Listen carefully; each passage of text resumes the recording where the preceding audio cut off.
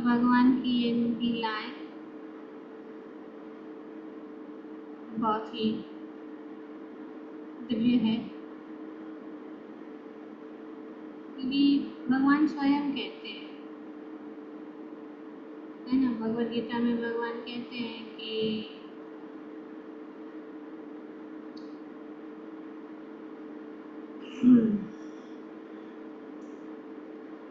अगर कोई जान ले जन्म कर्म च मे दिव्य, अगर वे जान ले मेरे जन्म और मेरे कार्यकलाप और मेरी लीलाएं, वो जो है इस भवसागर को पार कर। इसीलिए भगवान की कथा,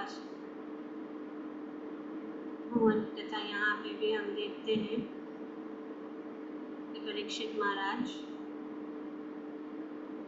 श्री सुखदेव गोस्वामी से यही पूछते हैं कि मुझे सुनना, मुझे भगवान के विषय में सुनना, तो आप कृपया करके उनकी जो लीलाएं हैं वो सब मुझे सुनो।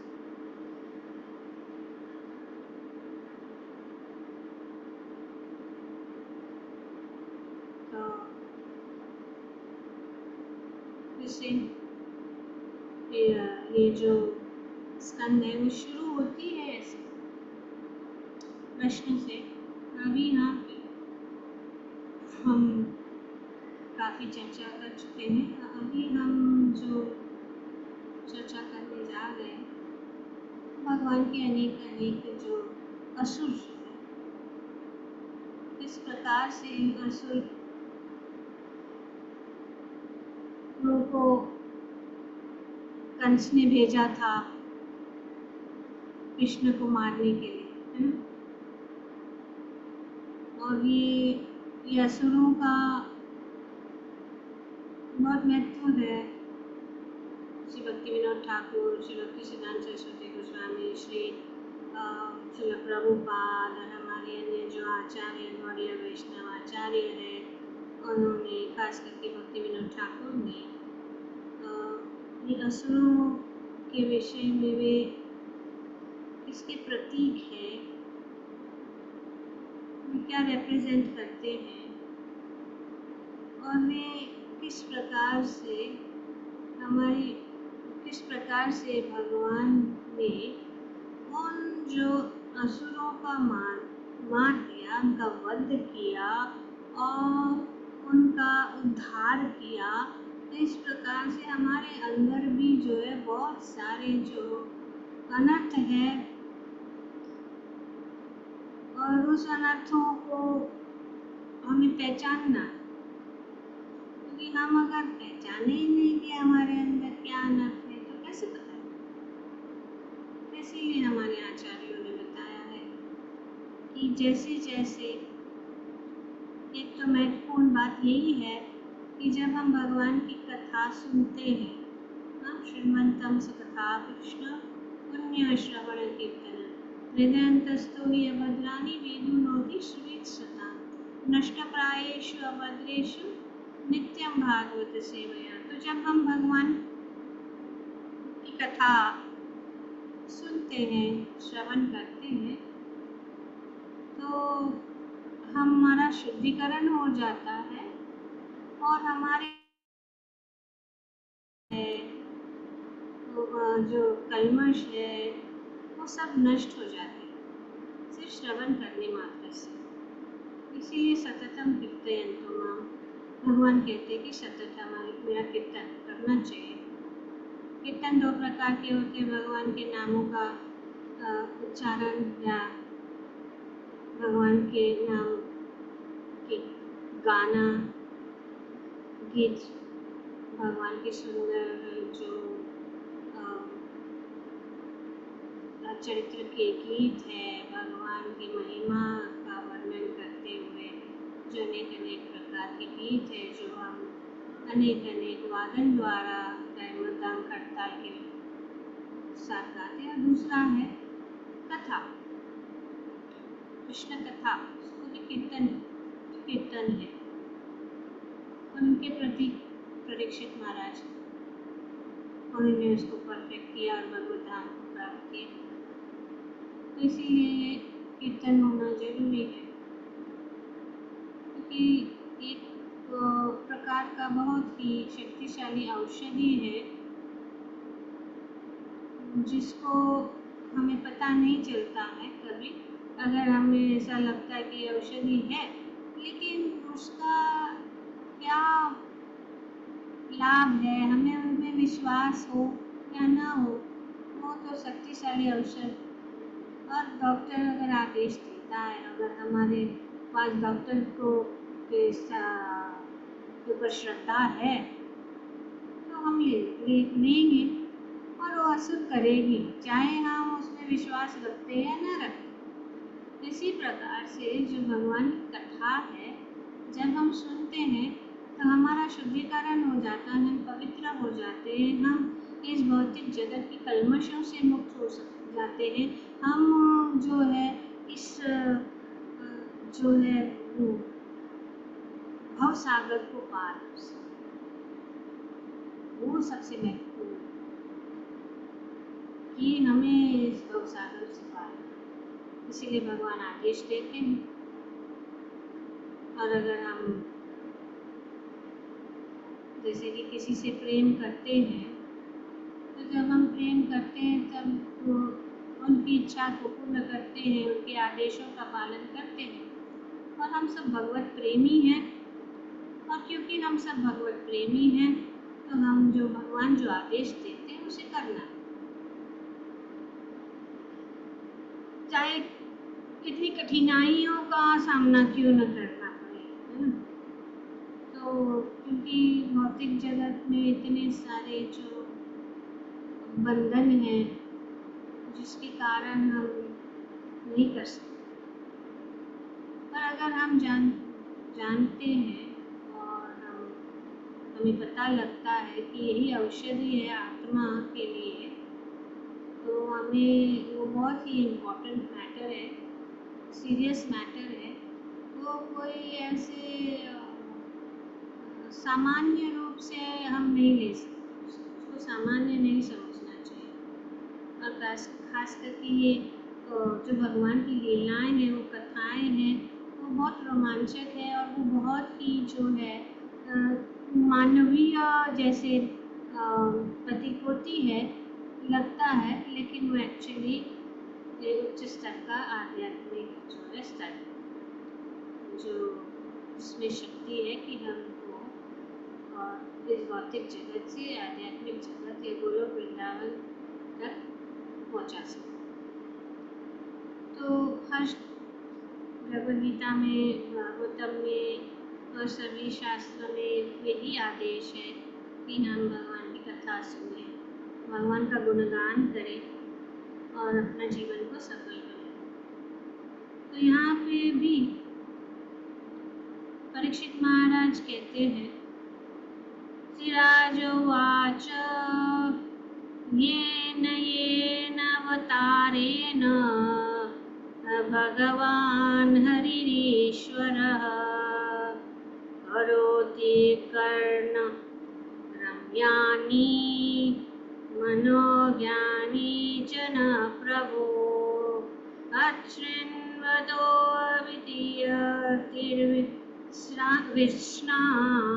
सत्वं सा शुद्ध्यति यचिवेन पुंसः भक्तिर्हरो तत् पुरुषे च सख्यं तदेव हारं वेदमन् चेत्। उसका अर्थ ये है कि श्री परीक्षित महाराज कह रहे हैं कि हे प्रभु सुखदेव गोस्वामी, भगवान के अवतारों द्वारा प्रदर्शित विविध लीलाएं निश्चित रूप से कानों को तथा मन को सुहावनी लगने वाली है। तो परीक्षित महाराज यहाँ के कह रहे हैं कि ये जो भगवान के अवतार, भगवान की लीलाएं भगवान के कार्यकलाप जो है वो बहुत ही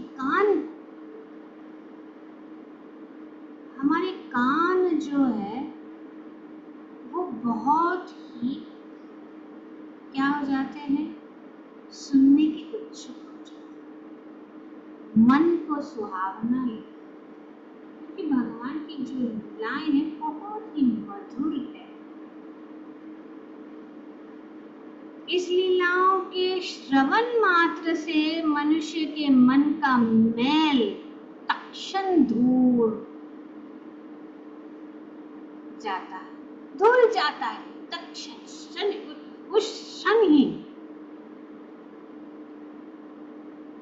इसीलिए तो भगवान इतने लीलाएं,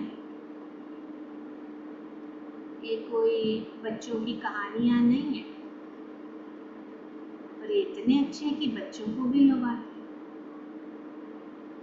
अगर बच्चे भी उनको सुने तो बहुत सुहावना लगता है, बहुत आनंद आता है। भगवान की लीलाएं, चाहे बच्चे हो या जवान हो या बुजुर्ग हो, सबके लिए ये लीला जो है बहुत सुंदर, खास करके भगवान की बाल लीलाएं।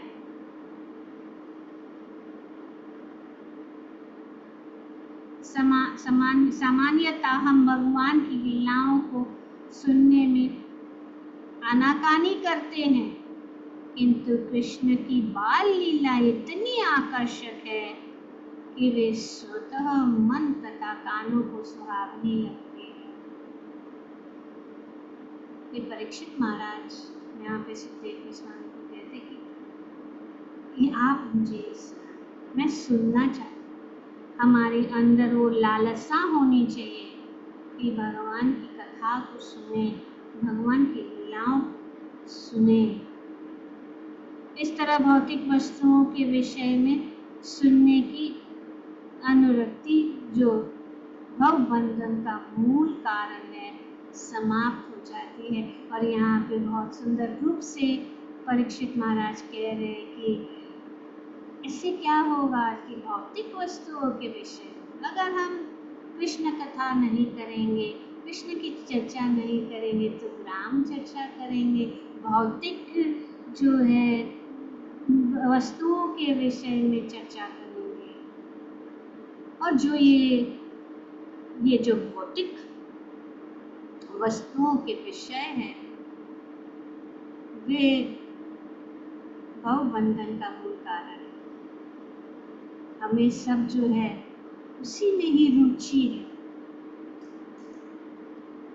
पर ये भी हमारा दोष नहीं है, क्योंकि हम तो जानते ही नहीं है ना कि भगवान की जो कथा, भगवान की लीला इतनी सुंदर सुहावनी है, तो इसीलिए हमारा टाइम हम दूसरी चीजों में लगाते हैं, पता नहीं है ना। और कभी कभी दुर्भाग्य तो ये है कि जिन लोगों को पता है उनको भी रुचि नहीं है, तो इससे कुछ नहीं कर सकते हैं। जो नहीं पता उनको तो हम कह सकते भाई चलो नहीं पता, लेकिन जो पता है उनको भी नहीं रुचि है, तो इसका हमारा दुर्भाग्य।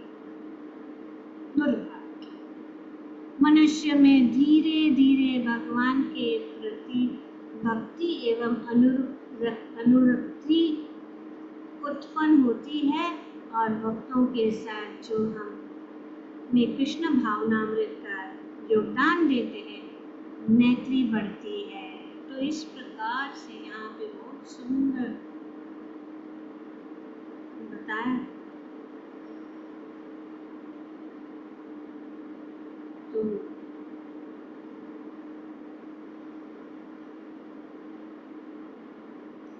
यहाँ पे बताया कि भगवान के कार्यकलाप जिन्हें सुनना चाहिए और गले में माला के समान रखना चाहिए।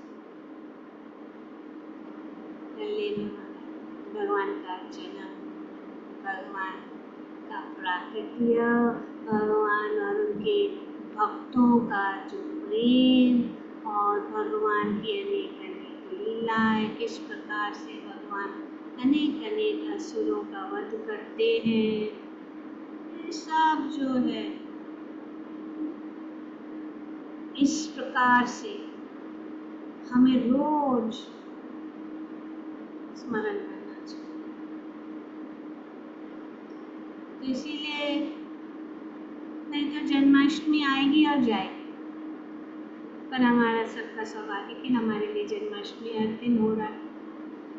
जन्माष्टमी मतलब भगवान का जन्म, भगवान का जन्म, भगवान का स्मरण। उस दिन सिर्फ भगवान के ऊपर फोकस है। तो इस प्रकार से प्रभुपाद जी की कृपा, गुरु की कृपा से हमें ये सब जो है उपलब्ध, सब कुछ उपलब्ध, उसको यूज कर, यूटिलिटी इज द प्रिंसिपल। यदि आप उचित समझते हैं तो कृपा करके भगवान की इन लीलाओं के विषय में कहो। ये हमें, जैसे कि परीक्षित महाराज यहाँ पे उत्साहित है, लालायित है कि हमको भगवान के विषय में सुनाइए, वे श्री सुखदेव गोस्वामी से इस प्रकार से कहते हैं। तो हमने परसों कपूतना राक्षसी की कथा बड़ी थी, और आज हम उसके बाद में जो दूसरे असुर हैं, ये क्यों आ रहे? क्योंकि कंस भयभीत था, और भयभीत था तो अनेक अनेक असुरों को गोकुल में भेज रहे थे भगवान को नष्ट कर। तो अब भगवान कितने आयु कितनी थी जब पूतना का वध हुआ था? किसको याद? 6 दिन। तो आप लोग ध्यानपूर्वक सुन रहे हैं, बहुत अच्छा, थैंक यू। अब 6 महीने, अब 6 महीने में तो भगवान क्या करने लगे? करवट। जब करवट बदलते हैं तब उत्सव होता है, सब चीज के, चमचम उत्सव, करवट उत्सव, फिर क्या कहते हैं ना, पहला जो है अन्न खाना, और फिर चलना या पढ़ना, ये सब जो है उत्सव है। प्रभुपाद जी बहुत सुंदर रूप से अपने तात्पर्य में बताते हैं कि ये करवट बदलना एक उत्सव का कारण बन जाता है, और उसको कहते हैं उत्थान। उठना मतलब अभी वो उठने लगेंगे और घुटने के तले चलने शुरू हो जाए। तो प्रभुपाद जी बोलते हैं, बताते हैं कि कभी बच्चा का जन्म जो है और बच्चे घर में रहना, कोई कभी भी किसी के ऊपर बोझा नहीं था पहले के समय में, क्योंकि वे सब जो है एक उत्सव ही उत्सव था। बच्चा घर में जन्म हुआ, अभी वो करवट बदल रहा है और उत्सव हो रहा है। तो ये माता यशोदा और सब जो है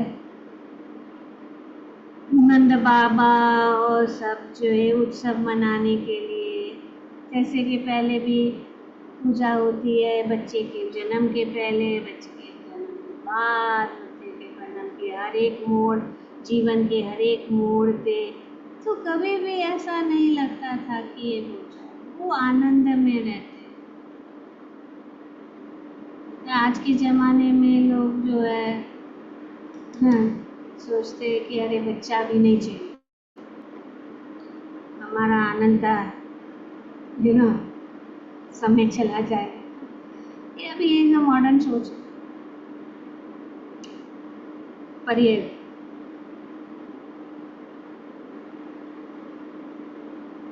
तो 3 महीना के बाद जब और ये सब जो है अनेक अनेक प्रकार के उत्सव मनाए जाते हैं, तो बहुत सारे जो ब्राह्मणों को बुलाया गया, उत्सव चल रहा था और उत्सव होते होते बहुत सारे लोग थे घर के अंदर और सब ब्रिजवासी बहुत सारे आनंद में गा रहे थे, भगवान का गुणगान कर रहे थे और सब जो है नाच रहे थे और बहुत सारे लोग थे। तो माता यशोदा बहुत आनंद बाबा जो है इस उत्थाना जो है उत्सव को मना रहे थे, जब भगवान अभी करवट बदल के जो है घुटने के लिए चले, रॉलिंग शुरू हो जाए। तो माता यशोदा ने सोचा कि अभी तो बहुत काम है, बहुत सारी चीज़ों को देखना है, ब्राह्मणों को देखना है, ब्राह्मणों को भेंट देना है, उनको अच्छे से जो स्वादिष्ट भोजन देना है, बहुत सारा है।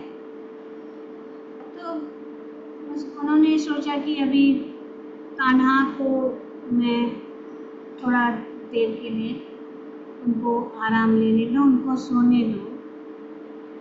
तो उन्होंने देखा कि घर पूरा भरा हुआ था, तो आंगन में एक बड़ा सा एक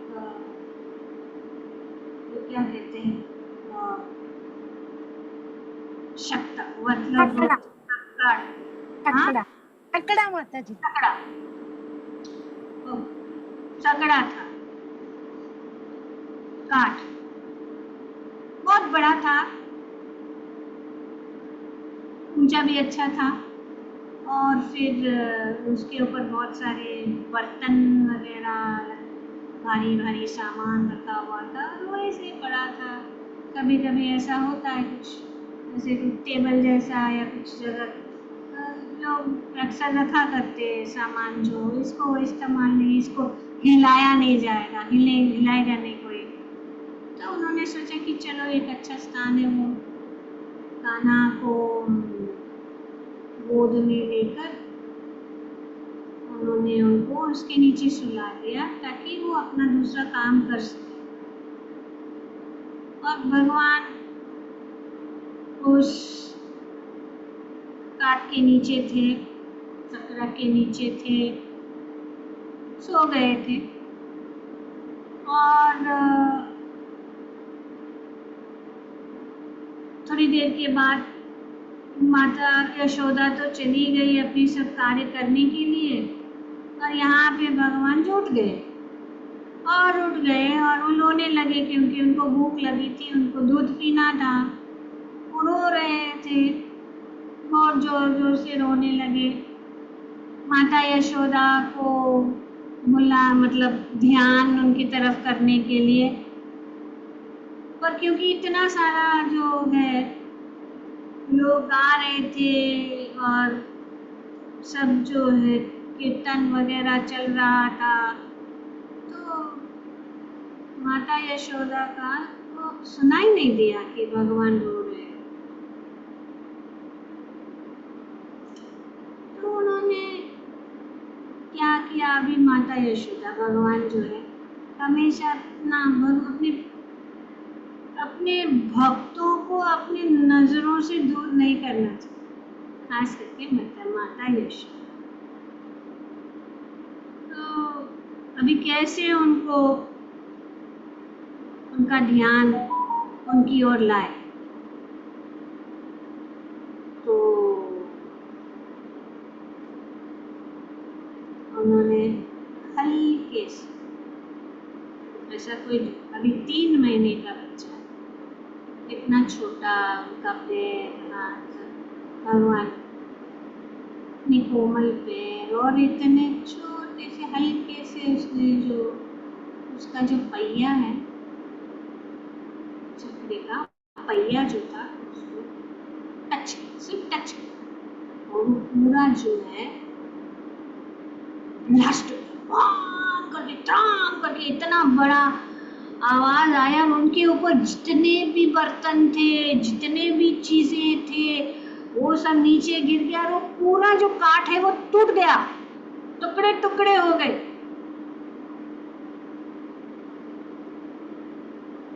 और फिर सब लोग भाग के आ गए। नेचुरली आवाज इतना बड़ा घर में आया, कीर्तन से भी बड़ा आवाज हो गया।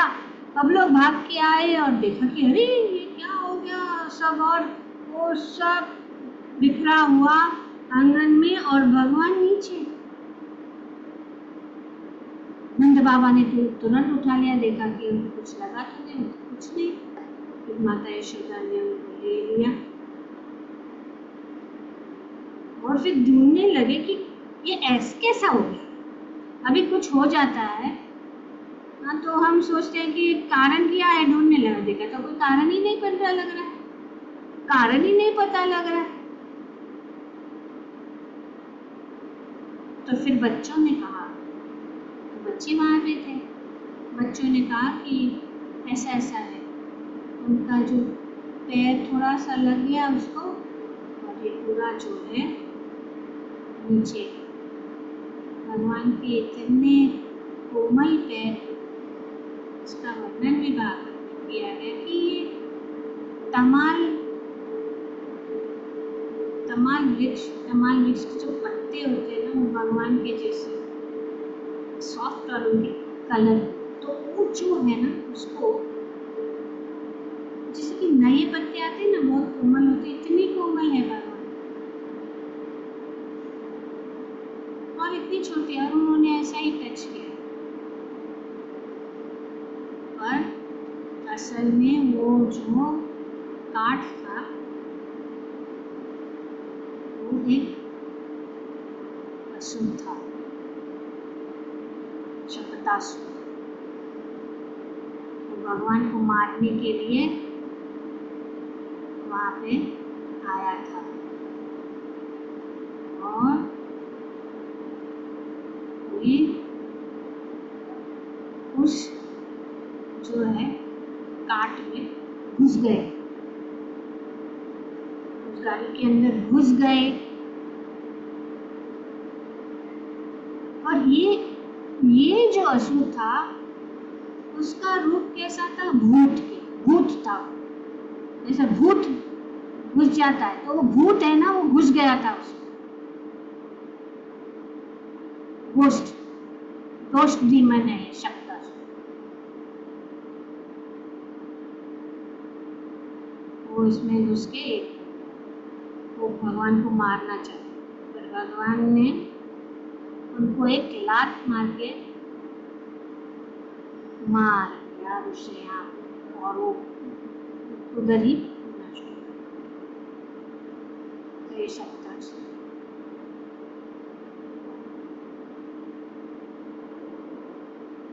तो इसका वर्णन यहाँ पे श्रीमद् भागवतम में किया गया है। पर भगवान ये जो अनेक जो ये असुर है, वे अनेक अनर्थ के प्रतीक है। श्री भक्तिविनोद ठाकुर जो उन्होंने इन सब असुरों का वो कौन से अनर्थ के प्रतीक है और किस प्रकार से हम हमारे जीवन में भक्त होने के नाते हम किस प्रकार से इस अनर्थों से बच सकते हैं, ये बहुत जरूरी है। और हमारे आचार्यों में भक्तिविनोद ठाकुर है, भक्ति सिद्धांत सरस्वती गोस्वामी है और अनेक आचार्य हैं। तो उन्होंने ये बताया है। तो ये तो कथा है जो ये भगवान ने, यशोदा मैया ने रखा और उत्सव हो रहा है और उन्होंने नीचे रखा, उसके नीचे रखा और फिर भगवान ने लात मार के उसको तोड़ दिया, ये सब वो कथा है, ठीक। लेकिन हम अभी प्रोग्रेस कर रहे हैं हायर लेवल पे, हमें डीपर फिलोसॉफिकल लेवल्स को समझना भी जरूरी है, so that we can understand what is the meaning of each of these asuras.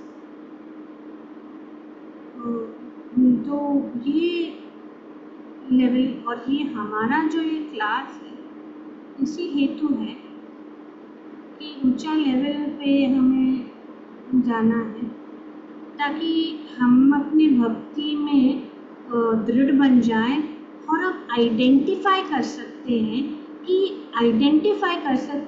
ये जो अनर्थ है किस प्रकार से हमारे ऊपर भी प्रभावित हो सकता है। तो ये अनर्थ को इसीलिए भक्ति विनोद ठाकुर, भक्ति सिद्धांत सरस्वती ठाकुर, प्रभुपाद जी ने उनको बहुत अच्छी तरह से और अनेक शास्त्र गौड़िया वैष्णव शास्त्रों में ये बताया गया कि इसका जो दार्शनिक जो अंडरस्टैंडिंग है, बच्चों की लेवल पे स्टोरीज ठीक है, लेकिन ये अंडरस्टैंडिंग जो है वो भी जानना जरूरी कि ये क्या रिप्रेजेंट। एक तो भक्ति विनोद ठाकुर कहते हैं कि ये जो शकतासुर जो असुर है वो हमारी पुरानी और नई बुरी आदतें, नई बुरी आदतें, जड़ता, क्योंकि वो जड़ चीज में इतने सारे जो असुर भगवान ने मारे, वे सब जो अपने रूप को बदल के आए, लेकिन ये तो है जड़ के अंदर घुस गया, जड़ चीज के अंदर घुस गया। तो ये बुरी आदतें, पुरानी बुरी आदतें और नई बुरी आदतें, ये आध्यात्मिक जड़ता या spiritual inertia. Saktasur represents bad, old and new bad habits, spiritual inertia, lethargy and vanity.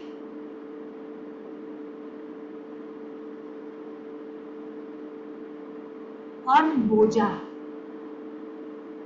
baggage, mental and emotional baggage that weighs down sincere devotional life.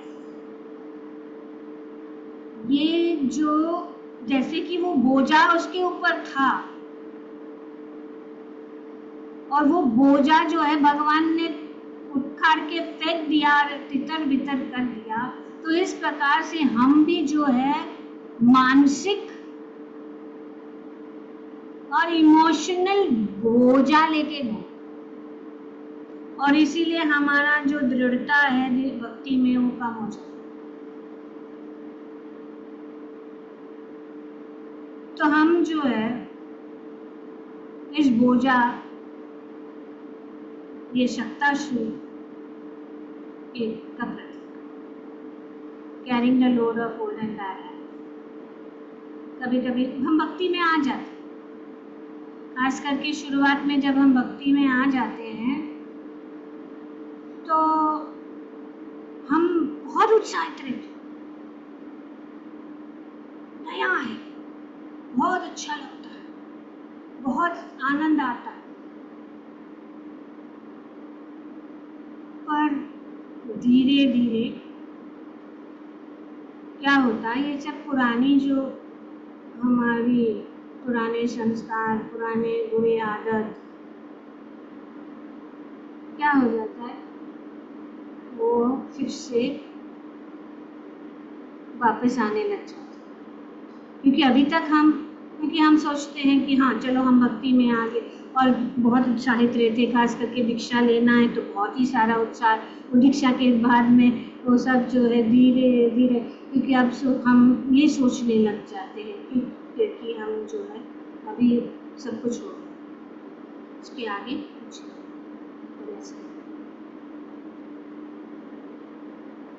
तो हमारा हृदय अभी तक पवित्र नहीं हो रहा, इसीलिए सतत नित्य, शास्त्र में बताया गया सतत करना है, नित्य करना है।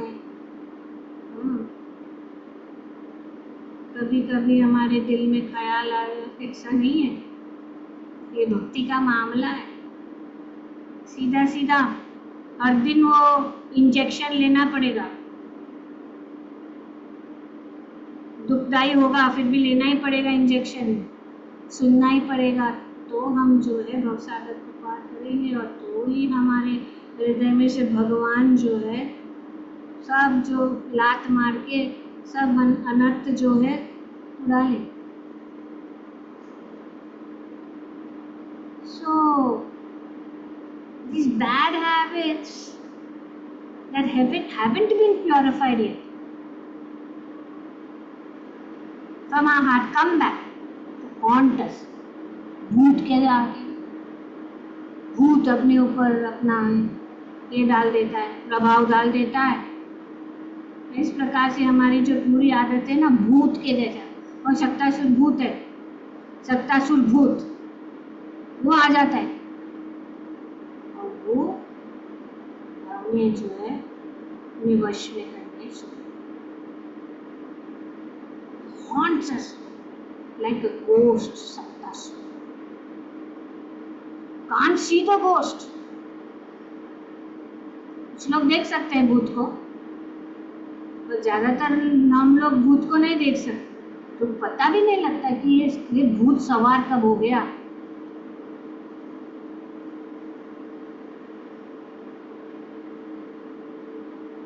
तो जो हमारे पहले जो हम करते थे वही जो है उसका जो भूत सवार शिष्य हो, तो इसीलिए भगवत भक्ति से ही हम इसको नष्ट कर सकते हैं या उसको दूर रख सकते हैं। भूत को भगाने का एक ही रास्ता है भगवान की। Bad habits like ghost, material enjoyment is like ghost.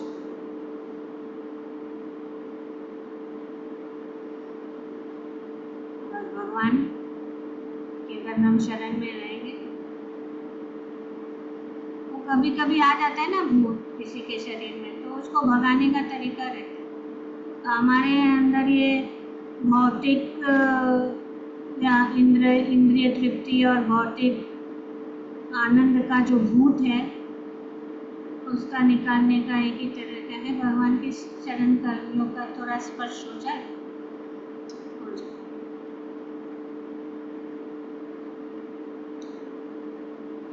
तो हमें सावधान रहना है, अगर हम सावधान नहीं रहेंगे तो ये भूत हमको पकड़ के हमें दूर भगवान से दूर ले जाएगा। कौन सा भूत? भौतिक विषय, भौतिक इंद्र तृप्ति का भूत।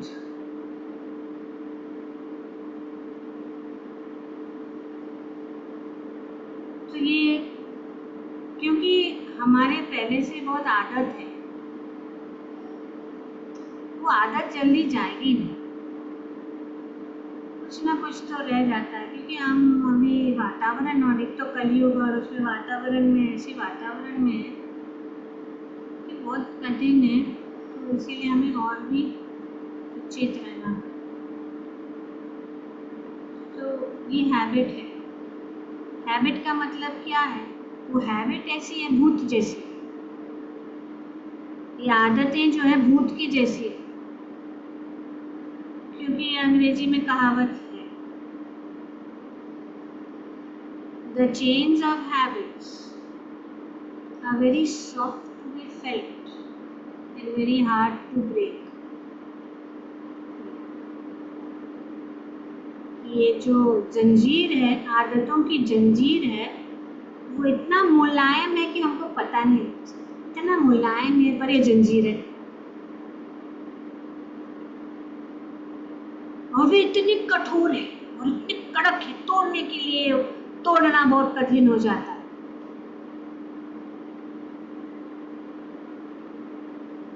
तो इसीलिए बहुत कठिन है इनको तोड़ना। Even advanced devotees, they may have traces of desires of these habits and is still there. Even if we are very very advanced, अगर हम बहुत एडवांस भी होते तो भी ये आदतें रहेंगी और वो हमें हमेशा हॉन्ट करती रहेगी। बर्डन, बोझा, जिस प्रकार से शक्तासूर के ऊपर जो बर्तनों का बोझा था, उस प्रकार से हमारे हृदय के अंदर ये शक्तासूर का बोझा हमको नीचे दबा रहे, हमारी भक्ति को नष्ट कर।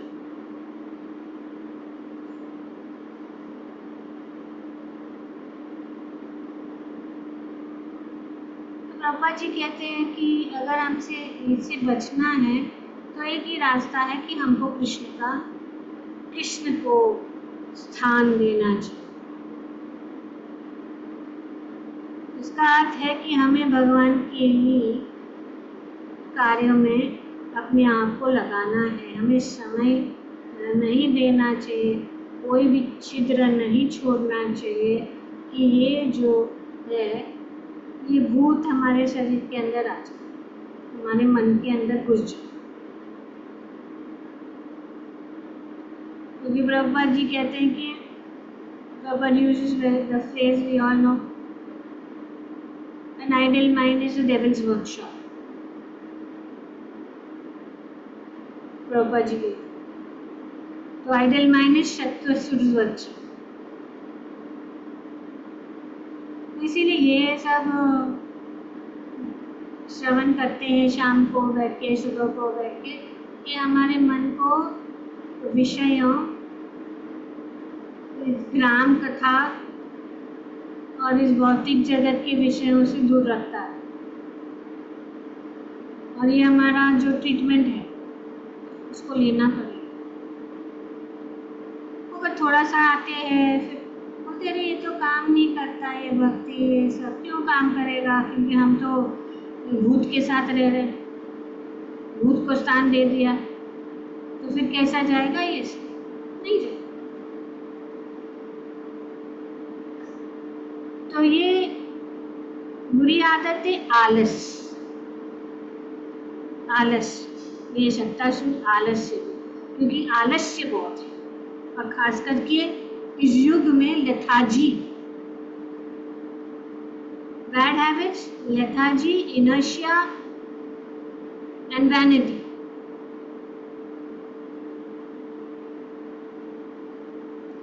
इसीलिए उत्साहन निश्चया धैर्य, हमेशा हमें उस लेवल पे होना चाहिए जो रूप गोस्वामी बताते हैं।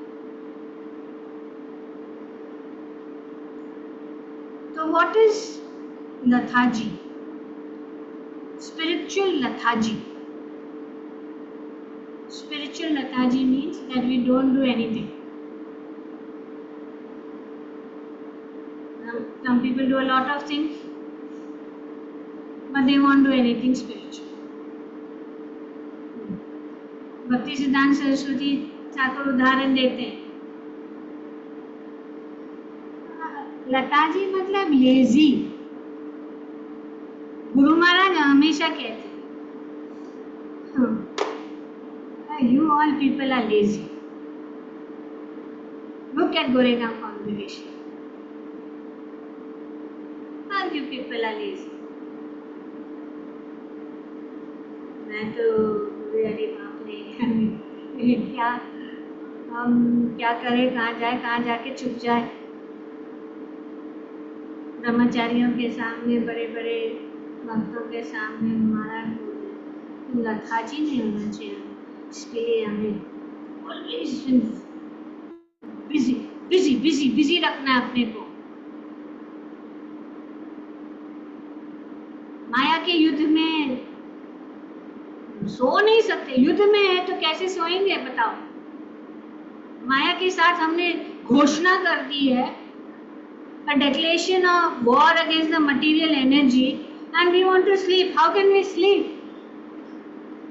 Even in sleep you have to be alert. तो भक्ति सिद्धांत सरस्वती ठाकुर कहते हैं कि पहले जो है हवाई जहाज नहीं था तो रेलवे से जाते हैं। हाँ, तो लोग जो है रेलवे स्टेशन के पास, अरे घर रेलवे स्टेशन के पास, बहुत अच्छा है, ट्रेन नहीं मिस होगी। और जो लोग ट्रेन अक्सर मिस हो करते हैं वो रेलवे स्टेशन के पास ही रहने का निर्णय लेते।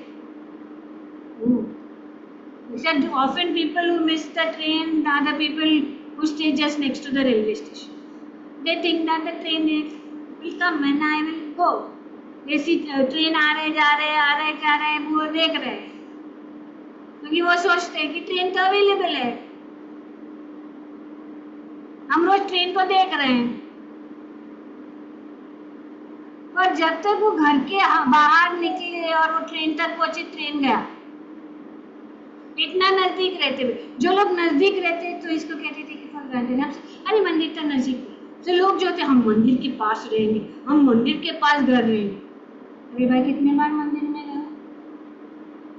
क्योंकि मंदिर में जाना, अभी तो ट्रेन मंदिर नजदीक में ना, कभी भी जा सकते, कभी भी जा सकते, because they think they can try get the train. So people who think that any time we can do it any time end up never doing it. यही हमारा हाल है, खास करके हम हमारे देशवासी। क्योंकि हम सोचते हैं सब मंदिर यहाँ पे कभी भी जा सकते, जाते नहीं है। तो दूर दूर से आते लोग, अमेरिका से आते दर्शन लेने के लिए, लेकिन मंदिर नजदीक है, मंदिर के पास घर भी लिया क्योंकि हमको मंदिर में का एक्टिविटी नहीं मिस करना, हमको मंदिर नहीं ये मिस नहीं हो जाए। तो वो सोचते कभी भी जा सकते। तो अगर मन ऐसा कहते कभी भी जा सकते, मतलब वो कभी नहीं गए। मन अगर ऐसे बोलेंगे ना तो उसको बोलते हैं आलस हो जाती है। भक्ति में है, सुविधा है, लेकिन हम जो आलस, रास्ते के सामने, घर के सामने मंदिर है, और वो लोग जो है रास्ता क्रॉस करके मंदिर में नहीं जाए। पर जब समय, अरे हम तो सिद्धि विनायक मंदिर के एकदम पास, अरे हमारे तो घर से ऐसा दिखता है, लेकिन गए कितने बार? हम तो बस हरे कृष्णा मंदिर के पास ही रहे, मंदिर कितने बार गए? बस जब टाइम आता है दिखाने का, अभी तो फेस्टिवल है, अरे हाँ हम तो इधर नजदीक, हम तो भक्ति वेदांत स्कूल के नजदीक के पास ही हमारा वो है, घर है। कितने बार गए? इसको कहते हैं आलस, आलस लथाजी। तो इस प्रकार से भक्ति का अर्थ भागवतम में बताया गया। भक्ति का अर्थ दो चीजें है। भक्ति क्या करती है? जब हम भक्ति करते हैं तो दो चीजें होती है कि हमें जो है जड़ वस्तु या भौतिक वस्तु से विरक्ति और भगवान के प्रति आसक्ति,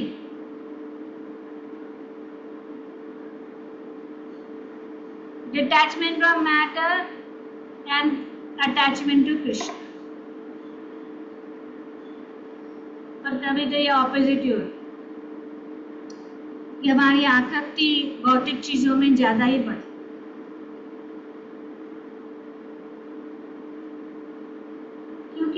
कुछ संकल्प नहीं लिया है। संकल्प लेना बहुत जरूरी है और मन के लिए, मन को इसमें करने के लिए हमें संकल्प लेना ही है कि हम ये कुछ भी हो जाए हम ये करेंगे। इसको कहते हैं दृढ़ता, दृढ़ संकल्प। नहीं तो ये मन और ये शक्तासुर का भूत जो है वो हमें जो है जकड़ के रख देगा, नहीं निकलने देगा हमें, और हमारा जो भक्ति है उसको नष्ट।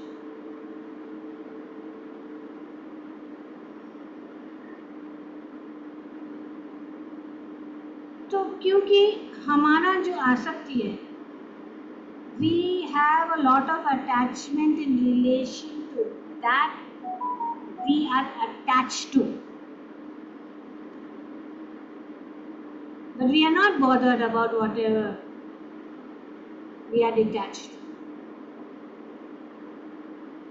क्योंकि हमारा कोई इमोशनल इन्वॉल्वमेंट नहीं है। there is no personal commitment, इसीलिए कमिटमेंट्स होते हैं। इसीलिए ऐसा नहीं कि अरे इतना नियम क्यों है, क्यों इतना ही माला करना है, क्यों जल्दी उठना है। ये कमिटमेंट्स है दीक्षा के लिए। कमिटमेंट्स इसके लिए नहीं, परेशान करने के लिए। ये इसीलिए है ताकि हम जो है दृढ़ रहे, भक्ति में दृढ़ रहे।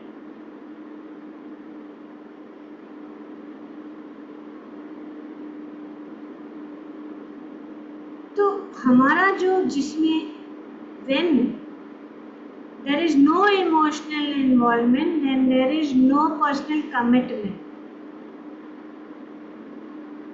There is a simple principle that when there is no emotional involvement, then there will be no personal commitment. Whenever we give service to somebody, they should feel emotionally connected. जब हम किसी की सेवा करते हैं तो हमें जो है भावुकता से, हमारे अंदर वो भाव होना चाहिए। जब तक वो भाव नहीं है वो फिर वो बात नहीं चलती है।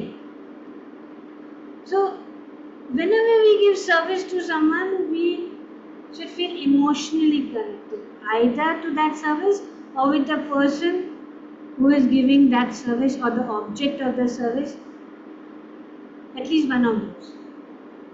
So we should have वो भाव, मैकेनिकल नहीं, भाव होना चाहिए कि हम ये सेवा कर रहे। भगवान के प्रति अगर हम सेवा कर रहे तो भाव होना चाहिए। अगर हम भगवान के प्रति संबंध जोड़ रहे हैं तो हमें भाव होना चाहिए। और वो जब तक वो भाव नहीं होगा तब तक हमारा जो सेवा जो है परफेक्ट नहीं हो सकती।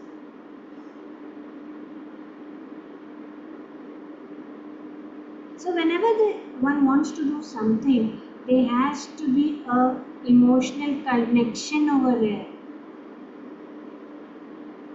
People work in a job also. They don't have any emotional connection with the boss, but they have enough, emotional connect with the object of that work, and that is the money. कुछ emotional connection.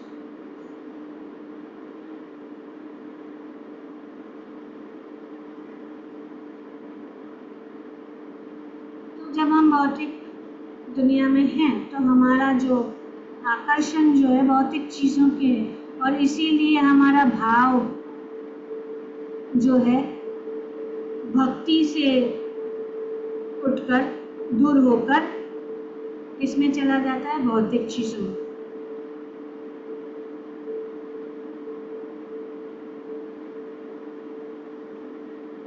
It's rightly said one that we live in a country like India, where religion is a very attractive cosmetic.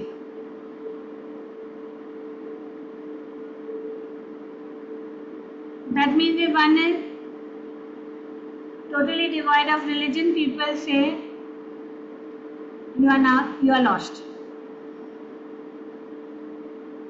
कोई भक्ति में नहीं रहेगा तो बोले अरे तू तो गया।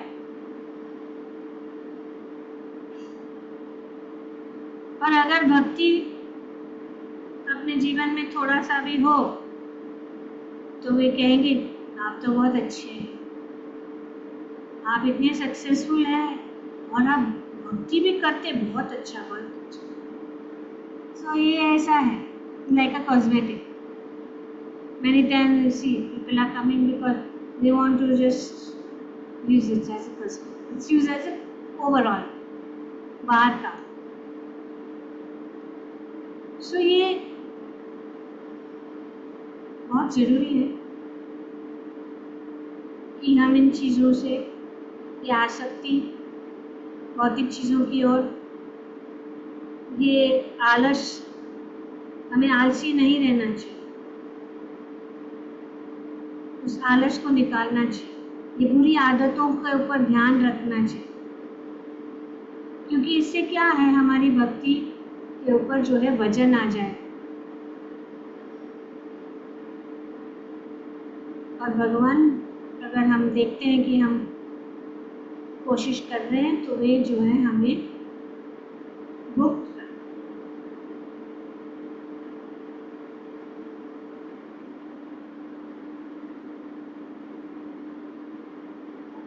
तो माता यशोदा बिजी थी अपने काम में, तो भगवान इस प्रकार से हम भी अपने कार्यों में बिजी रहते हैं, पर भगवान जो है ऐसा धमाका कर देते हैं कि हम जो है उनकी ओर हमारा क्या है, ध्यान चलता. इसीलिए मुझे जन्माष्टमी है. जन्माष्टमी में भगवान जो है हमारे अंदर जितने भी भूत है वो लात मार के निकाल देंगे, हमारे जो भी बुरी आदत है वो लात मार के निकाल देंगे, भगा देंगे. तो ये हमारे कुछ करते हैं भगवान हमारा टेंशन ड्रॉ करने के लिए. अभी ये शक्तासुर का वध इसीलिए किया था कि हम जो हमारा ध्यान उसके ऊपर जाए और हमको पता लगे कि हाँ, इस भूत को नहीं नज़दीक रखना है, हमें भगवान की सेवा में दृढ़ता से करना है. जो भी हमारा नित्य सेवा है हमें संकल्प लेके उसको करना है. और हमारे आचार्य ये we have to pray कि हे भगवान, मैं इस क्या बोलते हैं आलस्य में झगड़ा हुआ हूँ, आप प्लीज़ इसको लात मार के निकाल दे. और आपके सुंदर जो है इस लीला और चरणों के हमारे मन हमारा आपके चरणों में लग जाए.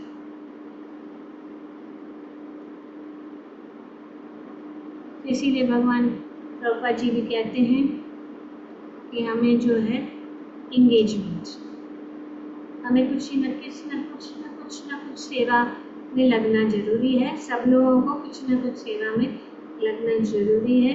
जब हम कहते हैं आप पढ़ो, आप ध्यान से सुनो, या आप ये दोहराओ वो दोहराओ, ये एक प्रकार का जो है हमारे मन को उसमें पकड़ के रखने के लिए है, ताकि हमारा मन उसमें लगे. तो इसीलिए ये शक्तासुर का वध भगवान ने किया और इस प्रकार से हमारे जो भी जो बुरे जो आदतें हैं उसको हम सब में कुछ न कुछ बुराई है. हम सब तो दूध के धुले हुए नहीं हैं, कुछ न कुछ तो हमारे अंदर कुछ कमियां हैं. उस कमियों को हमें ध्यान करके भगवान की शरण में जाके भगवान की प्रार्थना करनी है, ताकि हम जो है भगवान हमें उनसे मुक्त करा दे, ताकि हमारा मन और हमारी रुचि उनके अंदर हमेशा बनाए रहे. हरे कृष्णा. बहुत बहुत धन्यवाद.